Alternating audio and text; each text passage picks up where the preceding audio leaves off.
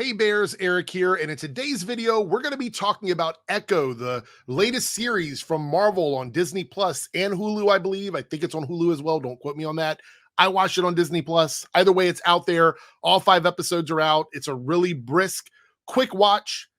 For the most part, enjoyable. I have a few things I did not care for as far as the way the series wrapped up, but overall, very good series. Love the tone, love the vibe. I think everybody did a fantastic job.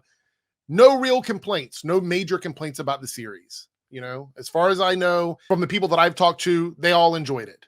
You know, again, there's some nitpicks about things here and there, but overall, pretty solid series. However, that doesn't stop the hate train on YouTube. It doesn't stop the grift channels, the hate tube channels from going in and going after the series. And this might be the first time. I'd have to look back, but I think it's the first time where this idea of something pandering or being woke is being applied to a character that was not drastically changed from the comics to live action.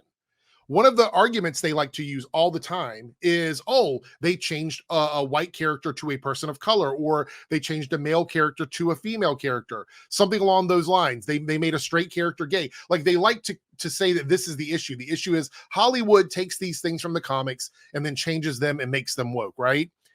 Except with Echo, Echo is and has always been the same character from the comics to this live action show. There were some minor changes made in the MCU, but for the most part, the core identity of Echo has been the same from the comics into live action. Echo was created by Joe Quesada, David Mack, and in the comics, she's the adopted daughter of Kingpin, she's Native American, and she's deaf. She's also an extremely skilled fighter. All of these things are part of her identity from the comics into live action. And they made some minor changes to the character storyline to fit into the MCU. Other than that, the character is pretty much the same as the one from the comics. So they should be happy that Marvel is being respectful to the source material. That's the story they should be giving online. But let's look at some of these video titles here. Echo is a nuclear woke disaster. Echo is a total disaster for Marvel, goes full cringe MCU, and gets mocked by fans. Echo, another marvelous mess. Marvel goes full panderverse with Echo. Woke shills call it a modern masterpiece. Woke Echo was worse than I thought. And one of my personal favorite is Echo is awful, Marvel goes off the reservation from Nerdrotic. They shouldn't be saying these things because Echo is a character that has been around since, and I'm just going off memory here, I think the late 90s. At the latest, the early 2000s. So this character's been around for a very long time, and Marvel kept the core identity of the character the same in the series and delivered what a lot of people have been asking for: a darker, grittier, more contained story in the MCU with a bunch of characters that people love and a bunch of new characters that we got to meet. They had Daredevil come in for a cameo. It was never meant to be a Daredevil series. I'm so tired of I love Daredevil, but I'm so tired of the Daredevil fandom expecting him to be like the main character in all of these other projects. It's really annoying. But he came in. We should be excited. The old school suit, they made that universe canon to the MCU. All the stuff that people have asked for, they did it. They made it. It is what it is. Kingpin came in. Vincent did a great job with Kingpin, setting up a storyline for him at the end of the series. So there's all these things in Echo that are really solid. But what is the one thing they're complaining about? What is the major problem with the show? There's a woman in the lead role. She's deaf. She has a prosthetic. And they don't like that. They don't like the fact that all of this is part of the character, even though the majority of that is from the comics. That is the character from the comics being brought into live action. So once again, they are showing they don't care about how much these things are actually like the comics.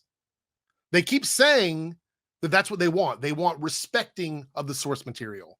They want them to come out and give us something that's lifted from the pages of the comics, put into live action where they respect the characters. And here, that's what Marvel does. They go above and beyond with this. If you talk to anybody that had worked on the set or been a part of this project, they said that Marvel actually did a lot to make sure that they spoke to people in the communities.